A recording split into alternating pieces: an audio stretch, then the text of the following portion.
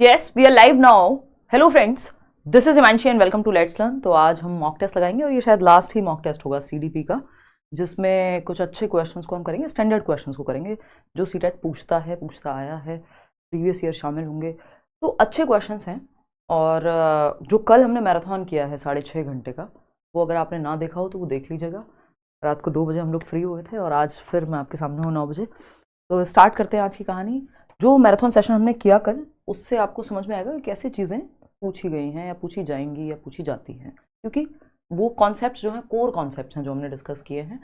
चलिए स्टार्ट करते हैं। इसको आप टेस्ट की तरह लीजिएगा। मैं कोशिश करूँगी कि एक्सप्लेन कम करूँ, हालांकि मेरी आदत है तो मैं बाज नहीं आती उससे, बट कोशिश फिर भी यही रहेगी कि आपको एक टेस्ट की तरह इसको लेकर के चलना है। ठीक, इसका PDF आपको विद आंसर्स मिल जाएगा टेलीग्राम चैनल पे। पहला क्वेश्चन आपके सामने है, ये जो है आपका, 1 मिनट रुकना। फर्स्ट क्वेश्चन है आपके सामने, एक अच्छा ही क्वेश्चन है। हाँ, फर्स्ट क्वेश्चन इज दिस। देखिएगा एक बार। तो अगर हम देखें, पोल में आप लोग जवाब देंगे ही जैसा कि आप देते हैं। Question number 1 says which of the following, 30 question होंगे वही जैसे पेपर में आते हैं, सारे टॉपिक्स से क्वेश्चन होंगे। और तो विच of the following is an example of gross motor skills. कल आपको गर्लफ्रेंड बताया था GF, बट वो गर्लफ्रेंड नहीं होता। ग्रॉस और फाइन मोटर स्किल्स ये इसी दिशा में होती हैं। पहले ग्रॉस मोटर स्किल्स डेवलप होती हैं, बाद में फाइन मोटर स्किल्स, है ना, जिसको हम सूक्ष्म सकल या गतिक कौशल कहते हैं फाइन, और ग्रॉस है आपका, ग्रॉस मतलब बड़ा, या उसको हम कहें एक तरह से स्थूल गतिक कौशल, है ना। तो फटाफट से बताना है ग्रॉस मोटर स्किल्स कौन सी हैं इसमें, या स्थूल गाम जिसमें बड़ी मांसपेशियों का प्रयोग हो, बिग मसल्स। ग्रॉस का मतलब ये बिग, ठीक है ना, बिग मसल्स। तो बिग मसल्स का प्रयोग स्केचिंग में होता है। कल ही बताया था स्केच बनाने में तो भाई आपकी ये उंगलियों यानी हैंड्स और आई की मसल्स का जहां प्रयोग हो वो फाइन मोटर है। तो ये क्या है, फाइन मोटर है। होल्डिंग अ नीडल, सुई जब आप पकड़ रहे हैं, सुई में धागा डाल रहे हैं, वो भी क्या है, फाइन मोटर स्किल का उदाहरण है। ठीक, वॉकिंग फास्ट, हाँ, वॉकिंग तो चाहे फास्ट हो स्लो हो कुछ भी हो, आपकी आर्म्स और लेग्स की मसल्स का, बड़ी मांसपेशियों का आपके शरीर की प्रयोग हो रहा है, तो ये ग्रॉस मोटर है, स्थूल गतिक कौशल है। धागे में मोती पिरोना यानी पुटिंग बीड्स इन अ थ्रेड, उसमें भी आपकी आंखों का और हाथ के कोऑर्डिनेशन का प्रयोग होगा, है ना। जब आप लिख रहे हैं, पढ़ रहे हैं, कढ़ाई बुनाई सिलाई, आंखों में काजल लगा रहे हैं, ये सारी चीजें क्या हैं, फाइन मोटर स्किल्स का उदाहरण है। वॉकिंग फास्ट, जंपिंग, स्किपिंग यानी कूदना, उछलना, तैरना, ड्राइविंग, ये सब आपके ग्रॉस मोटर का उदाहरण है। सिंपल बात। चलिए आगे बढ़ते हैं क्वेश्चन नंबर 2 पर। क्या पूछता है क्वेश्चन नंबर 2?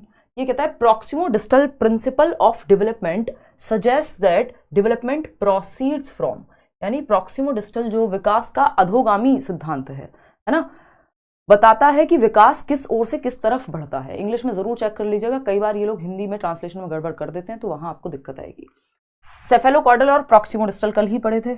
सेफेल मतलब खोपड़ी होती है, प्रॉक्सिमिटी का मतलब है सेंटर से प्रॉक्सिमिटी, यानी near to far, centre to peripheries, केंद्र से सीमाओं की ओर, जो कि आप लोग जवाब दे भी रहे हैं, centre to extremities, near to far, general to specific, ठीक है ना। कॉम्प्लेक्स टू सिंपल कुछ नहीं होता, सिंपल टू कॉम्प्लेक्स होता है। हेड टू टो आपका सेफेलोकॉर्डल है, कि पहले बच्चे का उसके सर पे कंट्रोल आएगा, फिर ये गर्दन पे कंट्रोल आएगा, फिर वो बैठना सीखेगा, फिर खड़े होना सीखेगा, पैरों पे कंट्रोल आएगा, वो है सेफेलोकॉर्डल।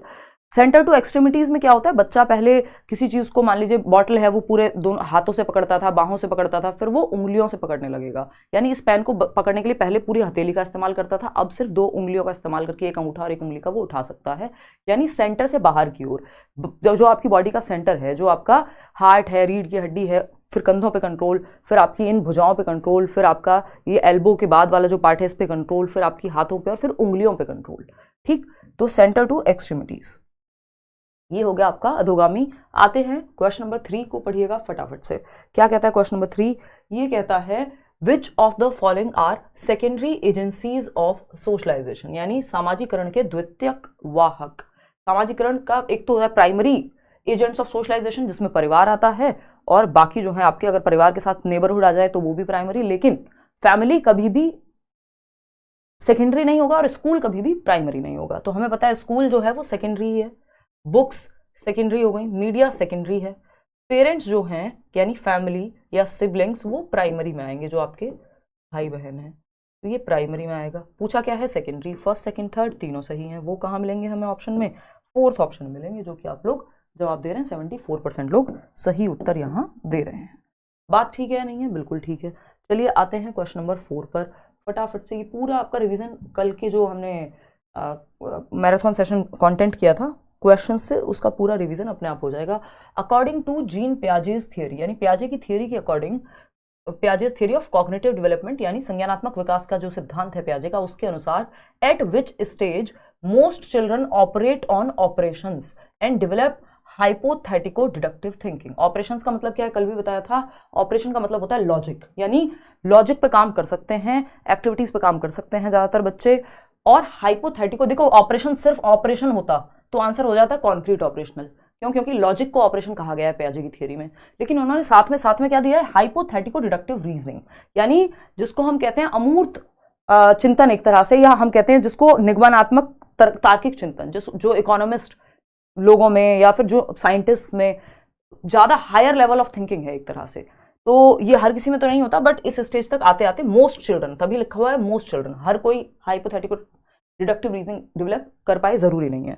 तो आंसर क्या है, फॉर्मल ऑपरेशनल। ये सीधा सा इसका मतलब है, जब भी हाइपोथेटिको लिखा हो, एब्स्ट्रैक्ट लिखा हो, एब्स्ट्रैक्ट रीजनिंग, हाइपोथेटिको, डिडक्टिव रीजनिंग, क्योंकि डिडक्टिव थॉट भी इसी में आता है। ठीक, अगर सिर्फ ऑपरेशन लिखा होता तो ये हो जाता, ऑपरेशन से पहले लिखा होता तो ये हो जाता, सेंसस की बात करेगा तो सेंसरी मोटर। तो फोर्थ ऑप्शन सही है। क्वेश्चन नंबर 5 देखिएगा फटाफट से। क्वेश्चन नंबर 5 क्या कहता है, आज कम समय में करेंगे, इसको बिल्कुल टेस्ट की तरह लेना है। जीन पियाजे gave importance to dash in the process of learning. पियाजे ने अधिगम की प्रक्रिया में किसे महत्व दिया है, बताइए। रेडीनेस टू लर्न, या फिर नेगेटिव रीइंफोर्समेंट, कॉम्पिटिटिव फीलिंग्स या फंक्शनल फिक्सनेस। देखिए पियाजे बच्चे को सक्रिय रखने की बात करते हैं, ये हमें और आपको सबको पता है अब तो, है ना। आज बस ज्यादा से ज्यादा क्वेश्चन कराइए, कल तो डिटेल में पढ़ लिए हैं, ठीक है राशिद, स्पीड पकड़ते हैं। तो अगर हम बात करें, हमें पता है पियाजे, देखिए कभी भी पियाजे की, वाइगॉस्की की, ये बात मैं कल बताना भूल गई थी, वैसे क्वेश्चंस में कई बार बता चुकी हूँ। कंस्ट्रक्टिविस्ट लोगों की जब भी बात होती है, रचनावादी लोगों की, वो मीनिंग मेकिंग की बात करते हैं, यानी अर्थ निर्माण की बात करेंगे, बच्चे को एक्टिव रखने की बात करेंगे, और वो कभी भी रिवॉर्ड और पनिशमेंट की बात नहीं करेंगे। पूरे पेपर में रिवॉर्ड पनिशमेंट से बचना है आपको, ये नेगेटिव है।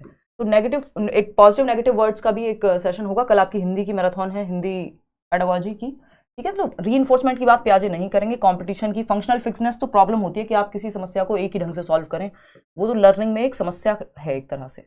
Readiness to learn, readiness to learn क्या, सीखने के लिए तत्परता। इस रेडीनेस का मतलब क्या है, एक थॉर्नडाइक है जो कहते हैं, आपके सिलेबस में नहीं है बट कभी पूछ ले तो, वो है लॉ ऑफ रेडीनेस, उनका तत्परता का सिद्धांत, कि बच्चा तैयार नहीं होगा तब तक सीखेगा नहीं। लेकिन इनका रेडीनेस टू लर्न का मतलब है कि वो मैच्योर है कि नहीं है, अपनी एज के अनुसार किसी कंटेंट को सीखने के लिए रेडी है कि नहीं है। तो ये जेनेटिक्स की बात करते हैं जब ये रेडीनेस टू लर्न की बात करते हैं पियाजे, ठीक है ना। तो फर्स्ट ऑप्शन। आगे बढ़ते हैं, क्वेश्चन नंबर 6 की देखते हैं, फटाफट से जवाब देना। देखना एक बार, गले में और थोड़ा आंखों में जलना, बाकी कोई दिक्कत नहीं है। देखो फटाफट से, Amarjeet considers rules as fixed and advocates that everyone should follow rules irrespective of their personal situations। यानी अमरजीत नियमों को स्थिर मानते हैं, फिक्स्ड मानते हैं, इस बात की अनुशंसा करती है कि सभी को इन नियमों का अनुसरण करना चाहिए।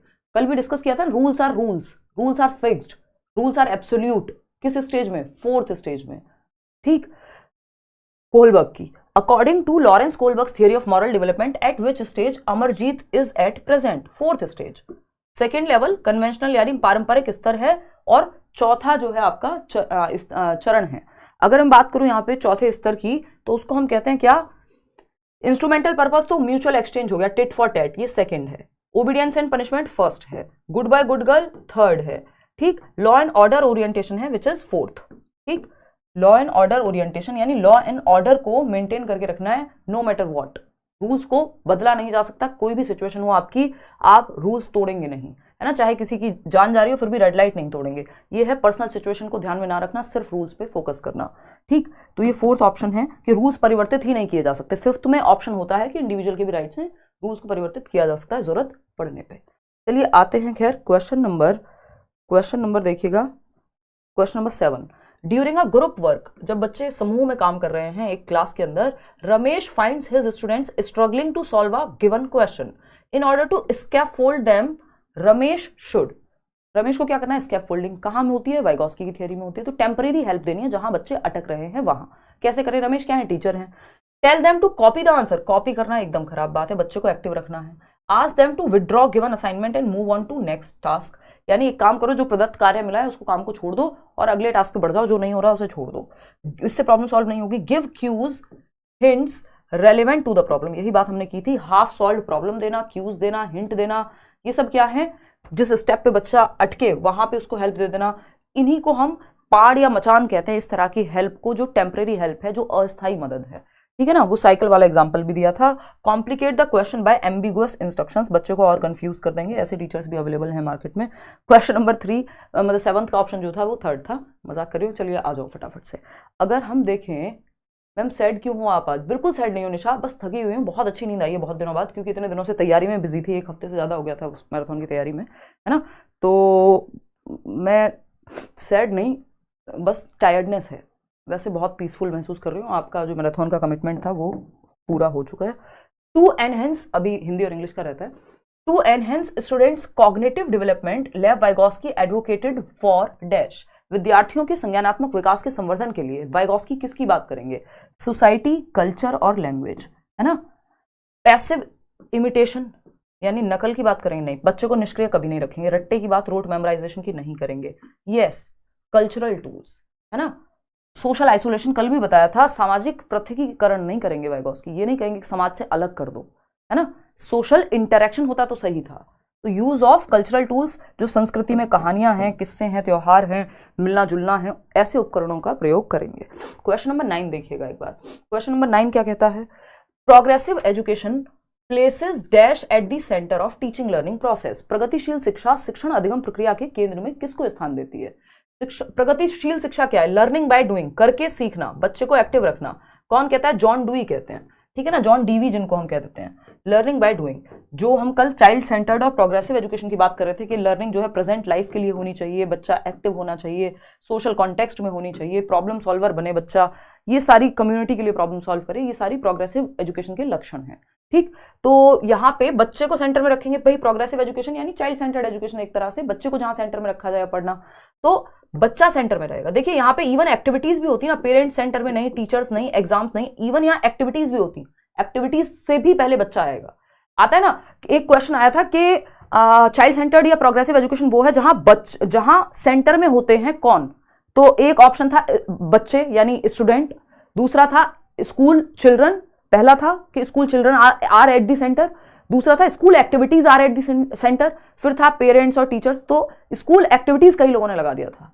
देखिए एक्टिविटीज बच्चे के आधार पर प्लान होती हैं, इसलिए विद्यार्थी सेंटर में रहेगा, एक्टिविटीज भी विद्यार्थी के अनुसार होंगी। तो first option is the right answer over here. आगे बढ़ेंगे क्वेश्चन नंबर 10 पर, देखिएगा फटाफट से क्या है जवाब। क्वेश्चन क्या है? Ahmed wants to become a psychotherapist और counsellor. As per Howard Gardner's theory of multiple intelligences, his teachers should provide opportunities to enhance his dash intelligence. Ahmed एक बच्चा है जिसको मनोउपचारक यानी साइकोलॉजिस्ट बनना है, साइकोथेरेपिस्ट बनना है, परामर्श दाता यानी काउंसलर बनना है, काउंसलिंग करनी है लोगों की। तो टीचर्स के अनुसार या गार्डनर के अगर हम माने तो बहुबुद्धि सिद्धांत के अनुसार उनकी अध्यापिका को किस बुद्धि के संवर्धन में उनको अवसर देने चाहिए, अपॉर्चुनिटीज देने चाहिए, किस पे फोकस ज्यादा करना चाहिए जिससे वो काउंसलर बेहतर बन पाए, उस तरह की मेथड से उनको पढ़ाया जाए। तो यहाँ पे क्या होगा? ये सिंपल है, इंटरपर्सनल इंटेलिजेंस, है ना। इंट्रापर्सनल है सेल्फ, उनको अगर फिलोसोफर बनना होता है अहमद को तो हम कहते हैं इंट्रापर्सनल, स्पिरिचुअलिटी में जाना होता है तो हम कहते हैं इंट्रापर्सनल, लेकिन इंटरपर्सनल यानी साइकोथेरेपिस्ट और काउंसलर को या टीचर को किसके साथ डील करना है? भाई लोगों के साथ डील करना है। अगर आप इंटरपर्सनल में क्या होता है? अदर्स की फीलिंग्स, मोटिव्स, डिजायर्स को समझ पाना।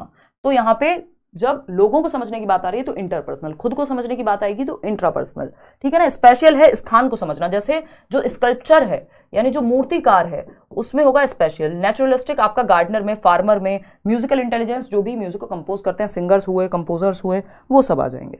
तो interpersonal is the right word here या right type of intelligence. Question number 11 देखिएगा, ये क्या कहता है? While practicing cooperative learning a teacher should, यानी सहयोगात्मक अधिगम, जिसकी बात वाइगोस्की करेंगे, जिसकी बात चाइल्ड सेंटर्ड एजुकेशन करेगी, तो उस पर ध्यान देने के लिए सहयोगात्मक अधिगम का कार्यान्वयन करते समय अध्यापक को क्या करना चाहिए?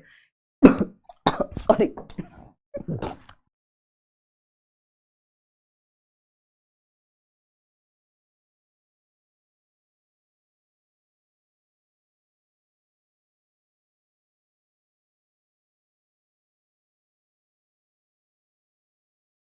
पोल सही नहीं आ रहा है, कोई बात नहीं, मैनेज कर लो यार। वो आपका नेट में भी थोड़ी बहुत दिक्कत हो सकती है, इस वजह से आगे पीछे दिख रहा होगा शायद, एक बार चेक कर लेना। यहाँ से तो ओके है। आज यार गले में दिक्कत हो गई है, आज गर्म पानी से थोड़ा सा ध्यान रखूंगी। लगातार बोलने से ना, कल मैराथन जो है इतना बड़ा था। देखिएगा एक बार, हाँ बहुत बढ़िया एवाईसी, बहुत बढ़िया कह रहे हैं, दोनों पेपर क्लियर किया पिछली बार। चलिए आ जाइए, अगर हम क्वेश्चन नंबर 11 की बात करें, वाइल प्रैक्टिसिंग कोऑपरेटिव लर्निंग यानी सहयोगात्मक अधिगम का जब हम प्रैक्टिस कर रहे हैं तो क्या करें? बच्चों को एक्टिव रखेंगे, सेम एबिलिटी बेस्ड ग्रुप नहीं, मिक्स्ड एबिलिटी, क्योंकि सेम एबिलिटी सारे बच्चे मैथ्स में ही अच्छे हैं यदि, तो अगर किसी को लैंग्वेज में दिक्कत होगी तो कौन हेल्प करेगा? तो कल भी बात की थी मैंने, हेट्रोजेनस ग्रुपिंग करनी है, अगर करनी पड़े तो। हेट्रोजेनस क्या होता है? मिक्स्ड एबिलिटी ग्रुपिंग, जिसमें अलग अलग एबिलिटी वाले बच्चे हों, विषम समूह। Instruct students to follow only prescribed procedure, जी नहीं। रेस्ट्रिक्ट यूज ऑफ डिस्कशन, नहीं सॉरी, बच्चे को तो हमें एक्टिव रखना है। Make groups of diverse learners, ये बात एकदम सही है कि अगर आप कोऑपरेटिव लर्निंग की बात कर रहे हैं तो विभिन्न क्षमताओं वाले बच्चों को एक ग्रुप में रखिए, जिससे क्या होगा कि अलग अलग बच्चे एक दूसरे से डिफरेंट डिफरेंट स्किल्स सीख पाएंगे। जो मैथ्स में दिक्कत आती है जिसको, वो दूसरे बच्चे से मैथ्स सीख पाएगा, जो मैथ्स में अच्छा है वो दूसरे से लैंग्वेज सीख पाएगा। In a classroom discussion on cricket, cricket पे एक चर्चा हो रही है क्लासरूम में, a teacher is giving more chances to boys than girls, by doing so he is, यानी जब क्रिकेट पे चर्चा हो रही है क्लासरूम में तो एक टीचर हैं जो लड़कों को ज्यादा प्रेफरेंस दे रहे हैं डिस्कशन में, चर्चा में लड़कों को ज्यादा जवाब देने के ऑप्शन दे रहे हैं, लड़कियों को कम, क्योंकि उन्हें लगता है कि क्रिकेट जो है लड़कों को पता होगा, उसके बारे में ज्यादा इंटरेस्ट लड़कों का ही होगा।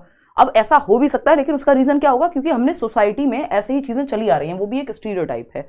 तो इसका मतलब ये नहीं है कि हम पार्टिसिपेट करने का मौका ना दे लड़कियों को। तो अगर किसी भी एक जेंडर को प्रेफरेंस दी जा रही है किसी भी एक्टिविटी में, अगर डांस या म्यूजिक में लड़कियों को प्रेफरेंस दे, तो वो जेंडर बायसनेस है, जेंडर स्टीरियोटाइप है एक तरह का। स्टीरियोटाइप में बायसनेस अपने आप छिपी हुई होती है, दोनों में से एक ही ऑप्शन मिलेगा ऐसे ऑप्शन में आपको।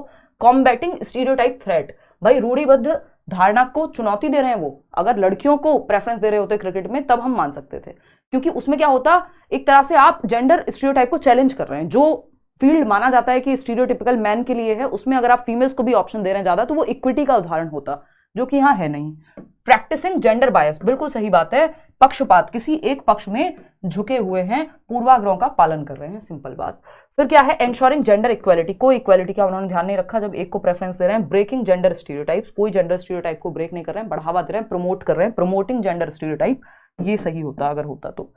चलिए आगे बढ़ते हैं क्वेश्चन नंबर 13 पे, तो फटाफट से बताइएगा और फिर हम आगे बढ़ेंगे। कल के सेशन में मजा आया, लेकिन पता नहीं लगा 6:30 घंटे का। शुरुआत में तो दिक्कत हुई, वो ढोल वोल बजने लग गए थे जब, है ना। जो लोग सुबह तक जगे रहे भाई, मतलब रात तक लास्ट तक रुके रहे, उनकी बहुत ही ज़्यादा प्रशंसा करनी पड़ेगी हमें। चलिए आ जाइए आप फटाफट से, समझते हैं कहानी क्या है। देखना एक बार, अगर हम बात करें यहाँ पे 47% लोग सेंटर नहीं दिखा रहा, क्या करें? सेंटर अभी आ जाएगा ना, अभी एडमिट कार्ड फाइनल थोड़ी आ गया होगा। देखो एक बार, अगर हम बात करें 13th का सेकंड कह रहे हैं ज्यादातर लोग, चलिए देखते हैं। In a class of diverse learners या वेरीड लर्नर्स, जहां विभिन्न या विविध पृष्ठभूमि से आने वाले शिक्षार्थी हैं, तो वहां पे टीचर को क्या करना चाहिए? सबको साथ लेके चलना है। Group students based on their performance in exams, जो फर्स्ट आ रहा है उसको अलग ये नहीं करना, रैंक नहीं करना, लेबल नहीं करना बच्चे को। Set and maintain expectations of success from all, सभी से सफलता की अपेक्षाएं करनी एवं बनाए रखना, यानी टीचर की एक्सपेक्टेशन पॉजिटिव होनी चाहिए बच्चे से, क्योंकि टीचर की एक्सपेक्टेशन का प्रभाव बच्चे की लर्निंग पे पड़ेगा। तो आपको ये नहीं मानना कि कोई एक धर्म से, एक जाति से, एक समूह से आ रहा है तो वो नहीं सीख पाएगा। सभी से सफलता की अपेक्षाएं कि हर बच्चा सक्सेसफुल या सक्सेस पा सकता है एग्जाम में, ओवरऑल सीखने में, लाइफ में सीख सकता है हर बच्चा। तो आप एक तो set and maintain expectations of success from all. अब सक्सेस सबके लिए डिफरेंट हो सकती है, इसका मतलब ये नहीं सब फर्स्ट आएंगे। जो बच्चा जिस क्षेत्र में अच्छा कर सकता है उसको उस तरफ आप कह रहे हैं कि उसके लिए आपने एक्सपेक्टेशन सेट की हैं। फिर आता है third, divide students based on their socio economic context. Divide तो करना ही नहीं है बच्चे को। Practice standardised curriculum and method of assessment, कल ही बात की थी, फ्लेक्सिबल करिकुलम चाहिए, आपकी एनईपी भी यही कह रही है, लचीलापन, है ना, जहां चेंजेस संभव हो, रिजिड नहीं, स्टैंडर्डाइज्ड नहीं। ठीक, तो ऑप्शन जो है वो बी ही सही है, आप लोग जवाब दे भी रहे हैं। क्वेश्चन नंबर 14 देखिएगा फटाफट से। फॉर्मेटिव असेसमेंट यानी रचनात्मक आकलन। एक है समेटिव असेसमेंट, है ना, जो at the end of the term होगा, या तो हाफ ईयरली, ईयरली, है ना, एविडेंस, जजमेंट, इन सब के लिए होता है। फॉर्मेटिव जो है, फॉर्मेटिव असेसमेंट किसके बेसिस पे होगा? रचनात्मक आकलन एक्टिविटीज बेस्ड होगा, only at the beginning of the session, नहीं, throughout the session for all students, बिल्कुल during the teaching learning process, साल भर जो है कॉन्टिन्यूटी में फॉर्मेटिव असेसमेंट चलेगा सभी विद्यार्थियों के लिए पूरे सत्र के दौरान। कभी FA1 हो रहा है, कभी FA2, कभी कोई एक्टिविटी, ठीक है ना। एंड में तो SA होगा, एंड में या टर्म एंड हो या ईयर एंड हो, only for students facing learning challenges नहीं। तो B option is the right answer. सभी के लिए होगा, सभी के बारे में पता लगेगा। क्वेश्चन नंबर 15 देखिएगा फटाफट से। ये क्या कहता है भाई? क्वेश्चन नंबर 15 है, which of the following question will promote critical thinking among students. यानी समालोचनात्मक चिंतन पे इस तरह के क्वेश्चन आप पूछे जाने लग गए, डायरेक्ट नहीं पूछता कई बार कि क्रिटिकल थिंकिंग का मतलब बताओ। आपको 4 क्वेश्चन देगा और कहेगा पहचानो इनमें से कौन सा क्रिटिकल थिंकिंग को रिफ्लेक्ट करता है, यानी दर्शाता है। तो समालोचनात्मक चिंतन को समुन्नत करेगा कौन सा option? What is the capital of Sri Lanka. देखिए समालोचनात्मक चिंतन में क्रिटिकल थिंकिंग में डाइवर्जेंट थिंकिंग भी लगेगी, आपका क्या कहेंगे उसको, रिफ्लेक्टिव थिंकिंग भी लगेगी, आपकी एनालिसिस भी लगेगा, सिंथेसिस भी लगेगा। तो क्रिटिकल थिंकिंग में बहुत सारी मेटाकॉग्निशन भी लगेगा, बहुत सारी चीजें इसमें इन्वॉल्व होती हैं। ऐसा नहीं हो सकता कि वन वर्ड आंसर को हम क्रिटिकल थिंकिंग कह दें। ये तो रटंत विद्या या रिकॉल बेस्ड है कि बच्चे की मेमोरी के आधार पे वो बता देगा कैपिटल क्या है ना। कोलालंपुर है ना, शायद है श्रीलंका कैपिटल, श्री जयवर्धनेपुरा। अच्छा मैं गलत बोल देती, ठीक है। चलो, when is teacher day celebrated in India. आज राहुल है, निशा नहीं है। निशा चक्कर खा सकती थी इस क्वेश्चन पे। देखो एक बार, व्हेन इज निशा कहती क्या हो गया तुम्हें, इस तरह की सवाल नहीं पूछोगी। देखो एक बार, हाँ वो कोलालंपुर थोड़ा फेमस शहर है शायद, इसलिए मेरे दिमाग में रह गया होगा। भारत में अध्यापक दिवस कब मनाया जाता है? When is teacher day celebrated in India. तो ये भी आप बता दोगे यार, 5 सितंबर को मनाते हैं, तो ये वन वर्ड हो गया, ये भी रिकॉल बेस्ड है, इसमें थिंकिंग कहाँ लगी, ठीक है ना। अगर हम बात करते हैं नेक्स्ट क्वेश्चन की, जो कि थर्ड है, which is the largest city in Asia. अब ये भी रिकॉल या मेमोरी बेस्ड जवाब है, ठीक है ना। अगर हम बात करें फोर्थ ऑप्शन की, how would you resolve water crisis in your city. आप अपने शहर में पानी की कमी की समस्या किस प्रकार सुलझाएंगे। तो प्रॉब्लम सॉल्विंग में क्रिटिकल थिंकिंग काम आती है ना। इसका मतलब क्या है? इसका मतलब सिंपल है कोई कह रहा है फेमस है तो सही होगा, अरे नहीं, सही कहा है, श्री जयवर्धन नहीं है। हाँ चलो, कौन? अच्छा, okay now I got it, ठीक है। चलो हाँ, वो मलेशिया की कैपिटल है भाई। कोई तो था वहां मेरा कोई फ्रेंड, इस चक्कर में मेरे को याद रह गया, वो गलती से गलत याद रह गया, मिक्स हो गई मेमोरी, ठीक है। चलो आते हैं, how would you resolve water crisis in your city. आप अपने शहर में पानी की कमी की समस्या किस प्रकार सुलझाएंगे। आ जाते हैं, कोई बात नहीं। कोलंबो कह रहे हैं लोग, पहले थी, चलो कोई बात नहीं, आ जाओ। देखो, how would you resolve water crisis in your city. तो आप पानी के जो समस्या है उसको कैसे सुलझाएंगे। इसमें आपको प्लानिंग लगेगी, इसमें आपको रिफ्लेक्टिव चिंतन लगेगा, इसमें आपको रिव्यू करना पड़ेगा, एनालाइज करना पड़ेगा, सिंथेसाइज करना पड़ेगा, नए सॉल्यूशन निकालने पड़ेंगे, फैक्ट ओपिनियन सारी बातें जाननी पड़ेंगी। तो इसमें आपका दिमाग ज्यादा खर्च होगा, जिसमें दिमाग ज्यादा खर्च होगा उसमें क्रिटिकल थिंकिंग लगेगी, ठीक है। क्वेश्चन नंबर 16 PYQ अगर नहीं लगाए जा रहे मत लगाओ, प्लेलिस्ट जो बनाई हुई है ना क्वेश्चंस की, सिर्फ उन्हें देख लो। मैंने प्रॉपर पिछले साल की भी अलग अलग टॉपिक वाइज भी प्लेलिस्ट बनाई हुई है, इस बार भी जो भी मैं करा रही हूँ वो देख लो। अगर CDP की मैं बात करूँ तो बाकी सब्जेक्ट्स की भी बनी हुई है playlist. Concept of inclusion requires, 2 set में शेयर भी कर दूंगी। इंक्लूजन यानी समावेशन की अवधारणा क्या हमसे डिमांड करती है, ये बताना है फटाफट से। भाई अब नहीं है कोलंबो, फटाफट बताइए। फर्स्ट ऑप्शन 91% लोग, respect of diversity and individual differences. भाई बिल्कुल सही बात है, इंक्लूजन का मतलब है आप विविधता और व्यक्तिगत भिन्नताओं के लिए सम्मान रखें, ठीक है। स्टैंडर्डाइज्ड टेस्टिंग फॉर असेसमेंट, यानी आकलन के लिए मानकीकृत परीक्षण। मानकीकृत नहीं चाहिए हमको, फ्लेक्सिबल चाहिए टेस्टिंग भी। टीचर सेंटर्ड पेडागोजी नहीं, लेबल तो बच्चे को करना ही नहीं है और सेग्रीगेट भी नहीं करना। तो एक ही चीज है जिसमें सबको इंक्लूड किया गया है, एजुकेशन फॉर ऑल, वो है फर्स्ट ऑप्शन। आगे बढ़ेंगे क्वेश्चन नंबर 17 पे। ये क्या कहता है, dyslexia poses direct challenges in the domain of, यानी कि जो डिसलेक्सिया है पठन वैकल्य किस क्षेत्र में प्रत्यक्ष रूप से चुनौती प्रस्तुत करता है। डिसलेक्सिया से किस क्षेत्र में दिक्कत आएगी, इमोशनल रेगुलेशन में, बॉडी कोऑर्डिनेशन में। बॉडी कोऑर्डिनेशन में दिक्कत आएगी डिस्प्रैक्सिया से, क्योंकि मोटर स्किल्स बेसिकली बॉडी भी नहीं, मोटर स्किल्स, बॉडी कोऑर्डिनेशन तो हो सकता है कि आपका लोकोमोटर भी हो जाए, वो डिपेंड करेगा क्या पूछा है। सोशल इंटरेक्शन में ऑटिज्म से दिक्कत आएगी, या हियरिंग इंपेयर्ड बच्चा है तो दिक्कत आएगी। कॉम्प्रिहेंशन ऑफ रिटन टेक्स्ट, हाँ ये बात एकदम सही है, लिखित विषय वस्तु के बोध में, लिखी हुई वस्तु को पढ़ने में। इसका मतलब क्या हुआ, लिखित विषय वस्तु के बोध में, यानी लिखी, ये नहीं है लिखने में दिक्कत आएगी, इसने कहा, इन्होंने कहा है कि पढ़ने में दिक्कत आएगी, जो लिखित चीज है उसको समझने में दिक्कत आएगी, इसका मतलब रीडिंग में दिक्कत आएगी। तो न्यूरोलॉजिकल प्रॉब्लम है जिसमें रीडिंग में दिक्कत आएगी। इमोशनल रेगुलेशन आपका डिफरेंट चीजों में आ जाएगा, जैसे ऑटिज्म में भी इमोशनल रेगुलेशन में दिक्कत आती है। अब आ गया ऑटिज्म का एक क्वेश्चन, अच्छा क्वेश्चन है, ध्यान से सॉल्व कीजिएगा। अगर हम बात करें क्वेश्चन नंबर 18 की, while students with autism faces several challenges in certain domains, they have strength dash which can be utilized by the teacher in teaching learning process. स्वलीनता ऑटिज्म से ग्रस्त विद्यार्थी हालांकि कुछ क्षेत्रों में विभिन्न चुनौतियों का सामना करते हैं, लेकिन उनके पास डैश का मजबूत पक्ष भी है, अध्यापक जिसका इस्तेमाल शिक्षण और अधिगम प्रक्रिया में कर सकते हैं। फटाफट से बताइए क्या जवाब होगा, बताओ जल्दी। अब देखना इसमें घूम गए आप लोग, है ना। देखो कुछ क्वेश्चन जिनको शुरुआत में आसान लग रहे थे वो बैलेंस्ड पेपर मिलेगा, सेट ही पूरा ऐसे ही उठाया हुआ है, बैलेंस्ड मिलेगा। कुछ क्वेश्चन इजी लगेंगे, कुछ हाँ, लेकिन इसमें एक पक्ष की वजह से थोड़ा सा इजी लगेगा क्योंकि इसमें असर्शन और रीजनिंग आज मैंने शामिल नहीं है। देखिएगा क्वेश्चन नंबर 3 देखिएगा, 28% लोग कह रहे हैं, चलिए समझते हैं। स्वालीनता ऑटिज्म से ग्रस्त विद्यार्थी हालांकि कुछ क्षेत्रों में विभिन्न चुनौतियों का सामना करते हैं, लेकिन उनके पास डैश का मजबूत पक्ष भी है, यानी मजबूती किसमें होती है, स्ट्रेंथ क्या है ऑटिस्टिक बच्चे की, फटाफट से देखना है। पहला ऑप्शन है to pay attention for minute details, यानी सूक्ष्म विवरणों पर ध्यान देना।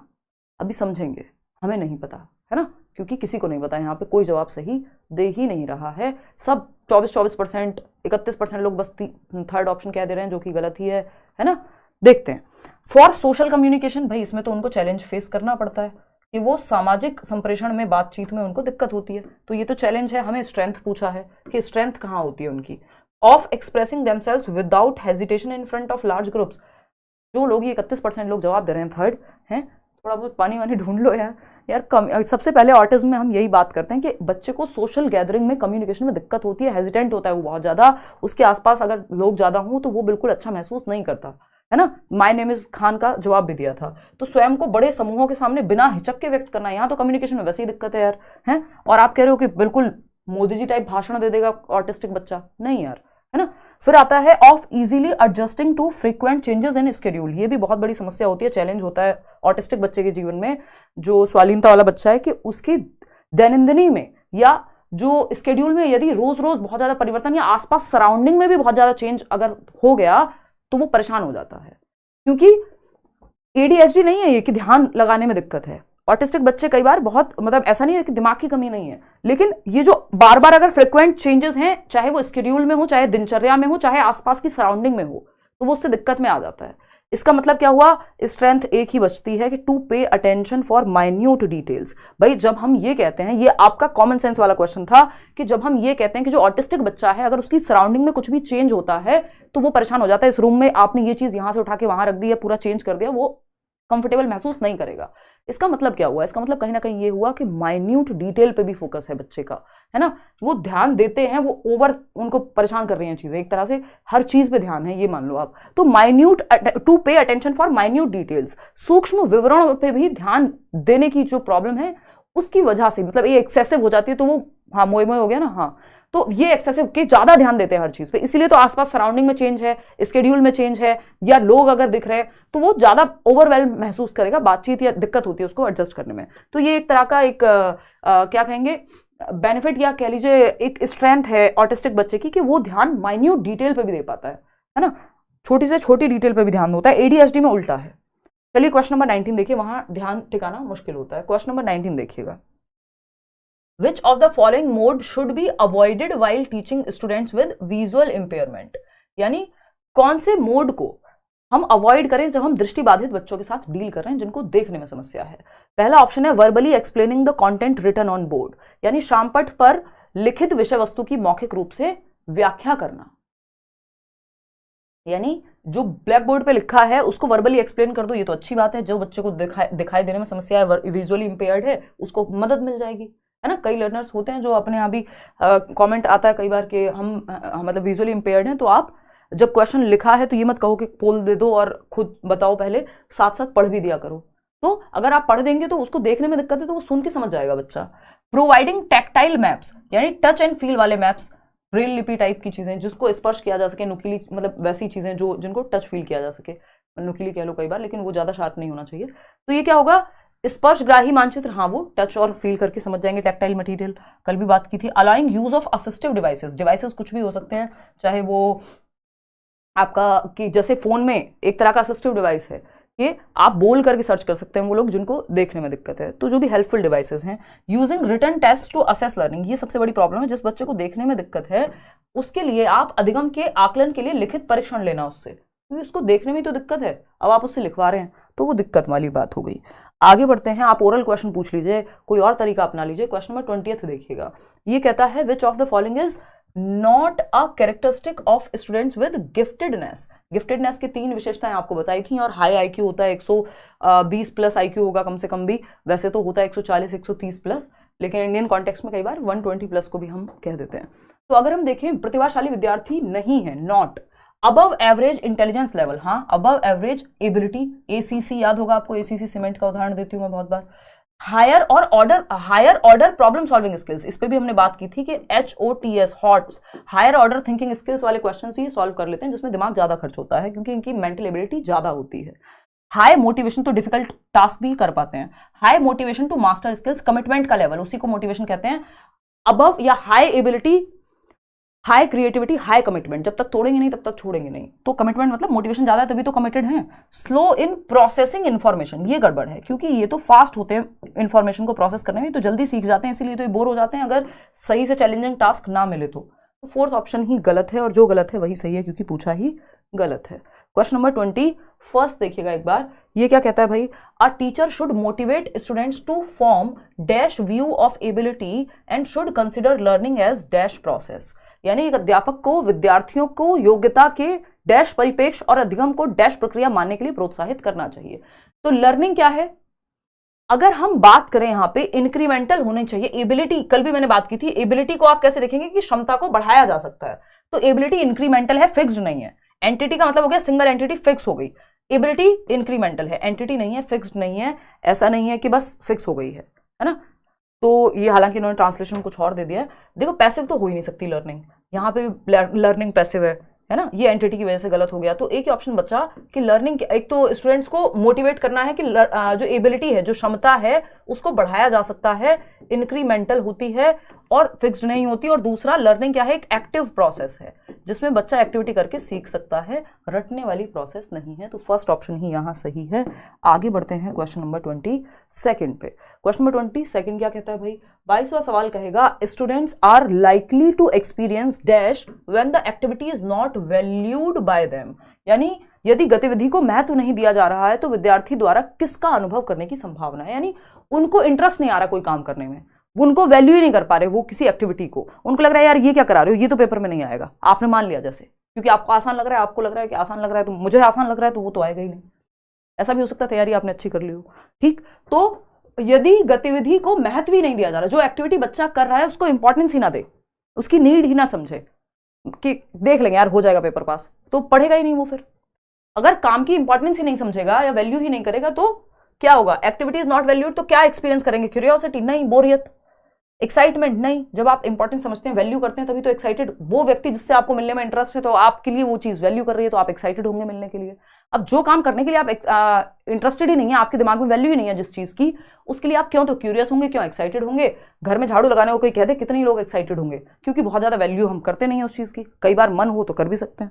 मतलब बेसिक एक एग्जांपल दे रही हूँ, ये नहीं कह रही हूँ झाड़ू लगाना कोई बहुत खराब काम है, इट्स जस्ट कि हम वैल्यू कितना कर पाते हैं, जो बेसिक जो रेपिटेटिव काम होते हैं। और वहीं कोई कहे गोलगप्पे खा लो, वहीं कोई कहे कश्मीर घुमाने ले चलते हैं, तो मन करेगा, वैल्यू होगी उस चीज की, जॉय नहीं आएगा इस चीज में। वो काम जिसमें जिसकी आप वैल्यू समझ ही नहीं रहे हैं, बच्चा जिस एक्टिविटी की वैल्यू नहीं समझता या नहीं करता जिस चीज को वैल्यू, या उसको बोरियत महसूस होगी वहां पे, ठीक है ना। या मैकेनिकल है जो इंटरेस्टिंग है चीज उसके लिए, जिसकी वो नीड समझेगा, जिसके लिए वो मोटिवेटेड है, उसके लिए बाकी तीनों feelings, curiosity, excitement, Joy feel करेगा। क्वेश्चन नंबर 23 देखिएगा फटाफट से बताइए, टॉप डाउन बॉटम अप। अभी बताऊंगी ना, कल आपका हिंदी का मैराथन है, फिर 17 तारीख को आपका इंग्लिश का मैराथन है। इस बार मैं 3 ही मैराथन कराऊंगी भाई, ईवीएस नहीं हो पाएगा। प्रीवियस देख लो, कुछ चेंज नहीं हुआ ईवीएस में, मैंने पूरी बनाई हुई है ना। कोई कह रहा है कि फलाने बुक का क्वेश्चन है, कविता रॉय कभी प्रीवियस ईयर उठा के देखते ना तो ये नहीं कहना पड़ता। इतने बुरे दिन नहीं आए कि किसी वेबसाइट से उठा के क्वेश्चंस कराएंगे, देखिएगा। हाँ बहुत बढ़िया, कभी प्रीवियस ईयर की शक्ल देख लिया करो। देखो एक बार नौकरी लग गई तो शादी ना से ही मीटअप कर लीजिएगा। अरे मीटअप कर लेंगे, बिना नौकरी लगे भी कर लेंगे उत्कर्ष, क्या ही टेंशन लेते हो। चलिए आते हैं। Richa, a school teacher, wants to promote conceptual understanding among her students. To do so, she should. यानी कॉन्सेप्ट्स क्लियर हो बच्चों के, अवधारणाएं जो है वो उसको अवधारणात्मक समझ बेहतर कर सके, उसके लिए क्या करना चाहिए बताओ एक बार। Ask students to solve questions in prescribed manner only. नहीं भाई, आप इसमें बच्चों को बांध रहे हैं कि एक निर्धारित तरीके से क्वेश्चन पूछो, सहजता से पूछ लें जो उनके मन में आए। Focus on procedural knowledge and metacognitive skills. अब आपको पता है मेटाकॉग्निटिव स्किल्स अच्छी होती हैं, इसमें planning, reviewing, awareness, thinking about thinking, ये सब आता है। एम्फोसिस ऑन रोट मेमोराइजेशन, रटंत विद्या चलंत नहीं। फिर आता है fourth, discourage students to establish connections between sub concepts. यानी जो कॉन्सेप्ट्स हैं उनके बीच में कनेक्शन को डिस्करेज करें, हतोत्साहित करें नहीं, एक कॉन्सेप्ट को दूसरे कॉन्सेप्ट से, प्रीवियस नॉलेज को न्यू नॉलेज से कनेक्ट करना है, डिस्करेज नहीं करना है, इस चीज के लिए एनकरेज करना है। तो एक ही ऑप्शन पॉजिटिव बचता है, वो है focus on procedural knowledge and metacognitive skills. अब प्रोसीजरल नॉलेज क्या होती है भाई? देखिए प्रोसीजरल नॉलेज जो है प्रक्रियात्मक ज्ञान, एक है डेक्लेरेटिव नॉलेज, ये आपको इंग्लिश पेडागोजी में भी हेल्प करेगा। डेक्लेरेटिव नॉलेज होती है जिसको हम कहते हैं उद्घोषणात्मक या समथिंग कहते हैं हिंदी में। डिक्लेरेटिव नॉलेज में जो आपने पढ़ा हुआ है, जो आपकी डेफिनेशन है, जो भी आपने याद किया हुआ है, वो सब डेक्लेरेटिव है। अगर हम बात करें प्रोसीजर की, या जो आप जानते हैं वो डेक्लेरेटिव है। लेकिन प्रोसीजर है जब आप किसी एक्टिविटी को करने की step by step process, cycle चलाते कैसे हैं, बाइक चलाते कैसे हैं, सिर्फ तैयारी करके प्रतिमा, रिजल्ट के बारे में ना सोच के, एक ही तरीका है ना, कि पढ़ते जाओ और रिजल्ट के बारे में सोचना नहीं है। आपके सामने पेपर आएगा, आप पेपर कर दोगे, बस इतना सोचना है, ज्यादा दिमाग को ऑप्शन मत दो सोचने का, नहीं तो एग्जाम एंग्जाइटी फील होती रहेगी। ठीक है ना, बहुत बढ़िया कशिश। तो यहाँ पे जवाब क्या होगा? प्रोसीजरल नॉलेज में साइकिल चलाना, कोई चीज ठीक करना, बाइक चलाना, कोई भी काम जिसमें स्टेप बाय स्टेप प्रोसेस आपको पता है कि करते कैसे हैं, किसी भी स्किल को करने का तरीका। तो सेकंड ऑप्शन हो गया यहाँ पे, प्रोसीजरल नॉलेज और मेटाकॉग्निटिव स्किल्स को महत्व देना है। कोई बात नहीं। क्वेश्चन नंबर 24 देखते हैं, ये क्या कहता है? Which of the following कैरेक्टराइजेज a socio constructivist classroom. सामाजिक रचनावादी, यानी वाइगॉस्की की बात हो रही है, बच्चों को ग्रुप में एक्टिविटी करके सीखने की बात होगी। Teacher inculcating competition oriented attitude, नहीं, कंपटीशन नहीं, कोऑपरेशन को बढ़ावा देना है। Environment conducive for discovery learning, चलो ठीक है। Pedagogy gear to focus on rote memorisation, रटंत विद्या नहीं। Curriculum which is standardized and does not consider cultural differences, भाई कल्चरल डिफरेंसेस को, सांस्कृतिक विभिन्नताओं को ध्यान में रखे, ऐसा करिकुलम, फ्लेक्सिबल करिकुलम ही काम का है, लचीला ना कि स्टैंडर्ड। तो an environment conducive for discovery learning, अन्वेषण संबंधी अधिगम के लिए अनुकूलित परिवेश, यानी एक ऐसा परिवेश जो समृद्ध है किसके लिए? डिस्कवरी लर्निंग के लिए। डिस्कवरी लर्निंग की बात कौन करता है? जेरोम ब्रूनर करते हैं, जिसमें वो एनएक्टिव लर्निंग, बच्चा करके एक्टिविटी सीखता है, फिर वो बात करते हैं सिंबॉलिक की, यानी सिंबल्स के माध्यम से, है ना, और फिर आपका नहीं उसे एनएक्टिव, और उसके बाद आपकी आइकॉनिक, वो पिक्चर्स को देख के सीखेगा, पहले एक्टिविटी करके सीखेगा, यानी पेन को देखेगा, तोड़ेगा, फोड़ेगा, खोलेगा, ये है एनएक्टिव लर्निंग। फिर सेकंड क्या है? आइकॉनिक, जब वो पिक्चर्स, ए फॉर एप्पल की पिक्चर दिखा दी आपने। फिर आता है सिंबॉलिक, कि वो लैंग्वेज को पढ़ के समझने लग जाएगा सिंबल्स के माध्यम से। और डिस्कवरी लर्निंग की भी बात, डिस्कवरी लर्निंग उन्होंने दी है जेरोम ब्रूनर ने, और इन्होंने स्पाइरल करिकुलम की भी बात की है कि एक कॉन्सेप्ट दूसरे कॉन्सेप्ट से जुड़ा हुआ होगा, तो प्रीवियस नॉलेज को महत्व देते हैं ब्रूनर। क्वेश्चन नंबर 2 हो गया। क्वेश्चन नंबर 25 देखिएगा, फटाफट से जवाब दीजिए। क्या कहता है क्वेश्चन नंबर 25? देखिएगा एक बार, ये कहता है students feel more involved and engaged in the process of learning if classroom environment promotes. विद्यार्थी कक्षा में अधिगम की प्रक्रिया में अधिक सक्रिय और सहभागी बनना महसूस करते हैं यदि कक्षा का परिवेश कैसा हो। भाई बच्चे ज्यादा इन्वॉल्व होंगे, ज्यादा एक्टिव होंगे क्लासरूम में, कैसे माहौल में? जहां बच्चे को इन्वॉल्व किया जाएगा, जहां बच्चा एक्टिव होगा। सिंपल एक ही फंडा है हमारा क्वेश्चन सॉल्व करने का, बच्चे को एक्टिव रखना है, सक्रिय रखना है। इंक्वायरी अबाउट दी कॉन्सेप्ट, तो बच्चा एक्टिव है भाई, अवधारणाओं के बारे में जिज्ञासा अगर है तो इंक्वायरी कर रहा है। तो रिफ्लेक्शन ऑन देयर थॉट्स, अपने विचारों पे विमर्श कर रहा है, प्रकाश डाल रहा है ना। आज मैंने क्या खाया था, तो इसके लिए मुझे रिफ्लेक्ट करना पड़ेगा, है ना, चिंतन करना पड़ेगा। पैसिव इमिटेशन, बच्चा पैसिव नकल नहीं करेगा टीचर की। मियर रिप्रोडक्शन ऑफ नॉलेज, यानी सिर्फ ज्ञान को उलटना, उल्टी करना उसकी, यानी मतलब बस आपने रायते की तरह फैला दिया, जो रट्टा लगाया था उसको ही उगल दिया एक तरह से, वो गलत चीज है। फर्स्ट और सेकंड यहाँ सही है कि बच्चा एक्टिव है पहले और दूसरे ऑप्शन में। आगे बढ़ेंगे क्वेश्चन नंबर 26 पे। क्या कहता है भाई क्वेश्चन नंबर 26? ये कहता है to facilitate students learning a teacher should conduct activities which are, यानी विद्यार्थियों के अधिगम को सहज सुगम बनाने के लिए अध्यापक को किस प्रकार की गतिविधियों का संचालन करना चाहिए। यानी लर्निंग अच्छी हो उसके लिए कैसी एक्टिविटीज क्लासरूम में हो जिसमें बच्चा एक्टिव रहे, रेलिवेंट हो जो उसकी एवरीडे लाइफ से। चलो फिर भी चेक कर लेते हैं। मैकेनिकल होता है 2 एकम 2 2 3 4 बार बार रिपीट करा रहे हो, पैसिव निष्क्रिय नहीं रखना बच्चे को, डी कॉन्टेक्चुअलाइज नहीं, कल ही बताया था कॉन्टेक्स्ट में पढ़ाना है, डी कॉन्टेक्चुअलाइज नहीं। प्रेजेंटेड मतलब उनके जीवन से जोड़ के नहीं, संदर्भ से ही हटा दिया तो फिर हटना पड़ेगा। Presented in progressive sequence from complex to simple, नहीं सिंपल टू कॉम्प्लेक्स, सरल से जटिल, ज्ञात से अज्ञात, simple to complex, known to unknown जाना होता है, प्रीवियस नॉलेज से जोड़ करके पूर्व ज्ञान से नए ज्ञान को जोड़ना होता है, ना कि उल्टा। तो जो बच्चे के जीवन से जुड़ा हुआ हो, जो आपका एनसीएफ भी कहता है, नेशनल एजुकेशन पॉलिसी भी कहेगी। क्वेश्चन नंबर 27 देखिए फटाफट से, ये क्या कहता है भाई? Development of critical thinking. Critical thinking पे देख रहे हो कई सवाल आजकल आ रहे हैं। तो समालोचनात्मक चिंतन के विकास के लिए students can be facilitated bye emphasizing on, किस चीज पे जोर दें ताकि बच्चे में समालोचनात्मक चिंतन, प्रॉब्लम सॉल्विंग बढ़े, उसका दिमाग थोड़ा सा ज्यादा वो सोचने पे मजबूर हो। क्रिटिकल थिंकिंग में वो ऑप्शन सही होगा जो आपको ज्यादा सोचने का मौका देगा, ठीक है ना। Application of learning in varied context, यानी विविध संदर्भों में अधिगम के अनुप्रयोग द्वारा, यानी अलग अलग कॉन्टेक्स्ट में, कि आप सोशल साइंस की भी कोई प्रॉब्लम सॉल्व कर रहे हैं, आप मैथ्स की भी कोई प्रॉब्लम सॉल्व कर रहे हैं, ठीक है ना। पोल जल्दी से दें क्वेश्चन पर, पोल वाले भैया से कहिए, ठीक है पोल वाले भैया। Competition to finish the task at earliest rather than understanding it, भाई कंपटीशन क्रिएट करेंगे नहीं। Mere summarisation of notes by the teacher, नहीं, ये भी इसमें भी बच्चा रोट मेमोराइजेशन नहीं, सिर्फ एक ही ऑप्शन में एक्टिव है कि विविध संदर्भों में जब बच्चे को मौका मिलेगा, जो उसने पढ़ा है उसको वो जब रियल लाइफ में अलग अलग संदर्भ में अलग अलग तरह की प्रॉब्लम सॉल्व करेगा तो क्रिटिकल थिंकिंग का इस्तेमाल होगा, उसके दिमाग पे जोर पड़ेगा, अलग अलग तरह से सोचेगा। क्वेश्चन नंबर 28 देखिएगा, ये क्या कहता है? पेस ऑफ लर्निंग, यानी अधिगम की गति। पेस ऑफ लर्निंग इज, अधिगम की गति क्या है? Dependent on solely on personal factors, यानी पर्सनल फैक्टर्स कल हमने पढ़ा था, लर्निंग को अफेक्ट करने वाले 2 प्रकार के फैक्टर हैं, एक पर्सनल जो बच्चे से जुड़ा हुआ हो, व्यक्तिगत कारक, और दूसरा है एनवायरमेंटल जो एनवायरमेंट से जुड़ा हो, जैसे टीचिंग मेथड, न्यूट्रिशन, आपका स्कूल एनवायरमेंट, पेरेंट्स के साथ रिलेशनशिप, ये सब एनवायरमेंटल फैक्टर्स हैं। जो लर्निंग को प्रभावित करने वाला पर्सनल फैक्टर्स हैं, जो व्यक्तिगत कारक हैं, जो बच्चे से जुड़े हुए हैं, ठीक है ना। अच्छा कोई बात नहीं सुखविंदर, ऑल द बेस्ट भाई। कह रहे हैं 2 फोन से पढ़ना पड़ रहा है, यहाँ नेटवर्क इशू है, वो पोल दूसरे में दे रहे होगे। तो भाई solely depend on personal factor. Personal factor में क्या है? बच्चे की एज, उसका इंटरेस्ट, उसका एप्टीट्यूड, है ना, उसका टेम्परामेंट, उसके इमोशंस, वो सब पर्सनल फैक्टर में आते हैं, जो बच्चे से जुड़ी हुई चीजें हैं। तो डिपेंडेंट ऑन पर्सनल फैक्टर्स नहीं भाई, एनवायरमेंट पे भी ढोल बज रहे हो बराबर में कैसे पढ़ेंगे, तो लर्निंग अफेक्ट हो जाएगी। याद आ गया ना कल, डिपेंडेंट सोनली ऑन एनवायरमेंटल फैक्टर, सिर्फ एनवायरमेंट पे भी नहीं होगा। अगर इंटरेस्ट ही नहीं है आपका तो कितनी भी अच्छी किताबें, कितनी भी अच्छा माहौल, कितनी भी अच्छी बढ़िया से बढ़िया चीज आपको दे दी जाए, आप नहीं पढ़ेंगे। तो इंटरेस्ट यानी पर्सनल फैक्टर है, रुचि होना बच्चे की। Independent of both personal and environmental factors, यानी अधिगम पे ना तो पर्सनल फैक्टर का प्रभाव पड़ेगा ना एनवायरमेंट का, फिर कहां से कोडिंग थोड़ी है कि भर देंगे बच्चे के दिमाग में, किसी फैक्टर का प्रभाव ही नहीं पड़ेगा।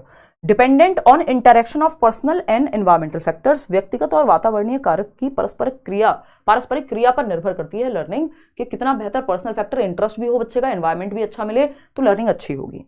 तो 4th option is the right answer. आगे बढ़ेंगे, क्वेश्चन नंबर 29 देखिएगा, ऑल्टरनेटिव कॉन्सेप्शंस, ये भी किए थे कल। ऑल्टरनेटिव कॉन्सेप्शंस ऑफ स्टूडेंट्स, यानी वैकल्पिक अवधारणाएं क्या होती हैं? शुड बी डिस्करेज्ड, नहीं, इनको डिस्करेज नहीं करेंगे, एनकरेज करेंगे, बच्चा अपने अनुभव से कहता है ये चीजें। Are not related to their experience, भाई अनुभव पे ही तो बेस्ड होती हैं, एक्सपीरियंसेस पे ही तो बेस्ड होती हैं। Are always extremely erroneous and represents irrational thinking process, यानी बहुत ही ज्यादा ये तर्कहीन होती हैं, इनमें कोई सेंस नहीं होता, ऐसा नहीं है, ये अनुभव पे बेस्ड होती हैं। Illustrates their naive theories constructed in the process of meaning making, यानी कि अर्थ निर्माण की प्रक्रियाओं में गढ़ी गई सहज संरचनाओं को दर्शाती हैं, कि जब वो दुनिया का अर्थ निकालने की कोशिश कर रहे होते हैं तो वो कुछ ऐसे नाइव कॉन्सेप्शन, एक नादान अपने कुछ कॉन्सेप्ट्स बना लेते हैं, जिनको हम रॉन्ग कॉन्सेप्शन ना कह के मिसकॉन्सेप्शन या नाइव कॉन्सेप्शन या ऑल्टरनेटिव कॉन्सेप्शन कहते हैं, जिनको चर्चा करके ठीक कराया जा सकता है, लेकिन इनको डिस्करेज नहीं करना, बच्चों को अपने तरीके से सोचने का मौका देना है। फिर अगर हम बात करें यहाँ पे नाइव कॉन्सेप्शंस की, तो अब कैसे हो सकते हैं नाइव कॉन्सेप्शंस, कि भाई जब बच्चा चल रहा है तो उसको लग रहा है मेरे साथ पेड़ भी चल रहे हैं, जब मैं ट्रेन में चल रहा हूं तो ऐसा लगता था ना हम सबको बचपन में, तो वो नाइव कॉन्सेप्शन है, वो आपने अपने अनुभव के आधार पर बनाया, बेशक वो साइंटिफिकली सही नहीं है, ठीक है ना। तो 4th option is the right answer. आगे बढ़ेंगे, 1 नंबर का क्वेश्चन इस पे आता ही है जरूर। क्वेश्चन नंबर 30 देखिएगा एक बार, आज के लिए आखिरी सवाल है। While teaching a concept it is important to avoid. जब आप एक कॉन्सेप्ट पढ़ा रहे हैं तो किस चीज को अवॉइड करना चाहिए? एक अवधारणा को समझाते समय किस चीज को अवॉइड करें? लाइक शेयर करने को अवॉइड बिल्कुल ना करें, बाकी किसी भी चीज को आप अवॉइड करें, सीखने को अवॉइड ना करें। दूसरा लास्ट ऑप्शन है, ये लास्ट क्वेश्चन है, फटाफट से बताना। धन्यवाद रागिनी। जुकाम हो गया, दिमाग खराब हो रहा है। हाँ यार विवेक, जुकाम से ज़्यादा दिमाग खराब दुनिया की शायद कोई ही चीज़ करती होगी, है ना। जुकाम नंबर 1 पे रखेंगे, ब्रेकअप नंबर 2 पे, है ना। लोगों के दिल टूटने का दर्द होता है, नहीं, जुकाम का दर्द सबसे बढ़िया खतरनाक, जो अच्छे वाला कोल्ड अगर हो जाए तो बैंड बजा देता है हफ्ते हफ्ते भर तक। तो आप जो है स्टीम लें, कुछ उसका जुगाड़ ढूंढें, एकदम तो जाएगा नहीं। मेरा भी गला खराब ही है ज़्यादा बोलने के कारण। 120 प्लस आ रहे हैं, बहुत बढ़िया, ज़्यादा ही आएंगे मनीषा उससे, अगर प्रीवियस ईयर में 120 प्लस आ रहे हैं तो। कोई कह रहा है आप 1 क्वेश्चन पीछे चल रही हैं पोल से। नहीं भाई, आपके नेटवर्क में दिक्कत होगी उसकी वजह से, इतना तो अंतर नहीं आएगा। देखिएगा क्या अवॉइड करना है एक कॉन्सेप्ट को पढ़ाते समय, making connections among different aspects of the concept, यानी चीजें जोड़ करके पढ़ाना। एक कॉन्सेप्ट से जो इंटर रिलेटेड चीजें हैं उनको कनेक्ट करके पढ़ाना, ये अच्छा होता है, कनेक्शंस बना के पढ़ाना। ये तो सही, अवॉइड क्यों करेंगे इसको, तो एनकरेज करेंगे। हाईलाइटिंग कॉज इफेक्ट रिलेशंस, किस चीज के होने से, कारक प्रभाव, धूप के निकलने से कपड़े सूखते हैं क्या, कॉज एंड इफेक्ट है। गिविंग, तो ये तो अच्छी बात है कि रिलेशनशिप बता रहे हैं आप, किससे क्या होगा। Non examples are related to concept, giving non examples related to concept. कल ही बताया था, जब आप बर्ड का एग्जाम्पल दे रहे हैं तो आप एरोप्लेन का भी एग्जाम्पल दें कि ये एरोप्लेन नहीं होता, बेशक उड़ता हुआ नजर आता है। तो एग्जाम्पल और नॉन एग्जाम्पल इंपॉर्टेंट होते हैं। Presenting the content of concept disconnected chunks of information, कल ही हमने बात की थी, कॉन्टेक्स्ट में या कनेक्शन में सीखना है। डिस्कनेक्टेड चंक, जो बच्चा जिससे कनेक्ट ही ना कर पाए, ऐसी जानकारी कि आपने एक चैप्टर ये पढ़ाया और दूसरी चीज उससे जुड़ी हुई वहीं बतानी थी, आपने 4 चैप्टर बाद बताई, तो समझ ही नहीं आएगा। तो संप्रत्तियों की विषय वस्तु को जानकारियों के असंबंधित खंडों के रूप में प्रस्तुत करना, नहीं, संबंधित खंड, कनेक्टेडनेस के साथ पढ़ाना है। एक टॉपिक दूसरे टॉपिक से जोड़ के पढ़ाना है, प्रीवियस नॉलेज से कनेक्ट करना है, ठीक है ना। बहुत बढ़िया जी। सलमान कह रहे हैं 30 आउट ऑफ 30। आज तो बहुत सारे लोग 30 आउट ऑफ 30, 28 आउट ऑफ 30 इस तरह के मार्क्स लेकर के आ रहे हैं। कल की मैराथन ना देखी हो वो आप देख लीजिएगा, और अपने नोट्स रिवाइज कर लो और प्रीवियस ईयर कर लो, इतना इनफ हो जाएगा, कोई दिक्कत नहीं है, ठीक है ना। 28 आउट ऑफ 29, चलिए बहुत बढ़िया। डाउनलोड नहीं हो रहा है एडमिट कार्ड, एडमिट कार्ड अभी कहाँ है, फाइनल एडमिट कार्ड जो है वो नेटवर्क का शायद कुछ पंगा होगा, फाइनल एडमिट कार्ड आपको 2-3 दिन पहले आ जाएगा, है ना। तो इतनी ही बात रखते हैं आज के लिए। आउट ऑफ 30 क्वेश्चंस कितने ठीक हो गए वो आप कमेंट्स में ज़रूर बता करके जाएंगे, और लाइक शेयर सब्सक्राइब आप कर दीजिएगा। PDF मिल जाएगा टेलीग्राम चैनल पे आपको विद आंसर्स। यही एक छोटी सी बात थी, बाकी बी योर ओन कांस्टेंट। डर के बारे में, पेपर के रिजल्ट के बारे में अब ज़्यादा ना सोचें, जो होगा सो होगा। आपको क्या करना है, आपको पढ़ते रहना है, और पेपर सामने आए तो उसको सॉल्व कर देना है, दैट्स इट। एक रोबोट की तरह जीना है अब कुछ दिन तक, ताकि बहुत ज़्यादा इमोशंस फील करेंगे तो जो आता है उसको भी गड़बड़ कर देंगे, ठीक है ना। ठीक, चलिए, वो मीम नहीं है, मुझे याद नहीं आ रहा है मैं क्या हूँ, मैं तो एक जिंदा लाश हूँ, पता नहीं कौन, तो किसी का तो है वो यार, बहुत चलता है, राखी सावंत का है आई थिंक। चलो खैर, आज के लिए इतना ही रखते हैं। तो अभी जिंदा लाश तो नहीं, बट हाँ एक रोबोट की तरह जीना जब तक पेपर है, मतलब चुपचाप से पढ़ते जाओ, ज़्यादा सोचो मत, इमोशंस ज़्यादा फील मत करो, है ना। चलिए, सेंटर भी शो हो जाएगा, डोंट वरी।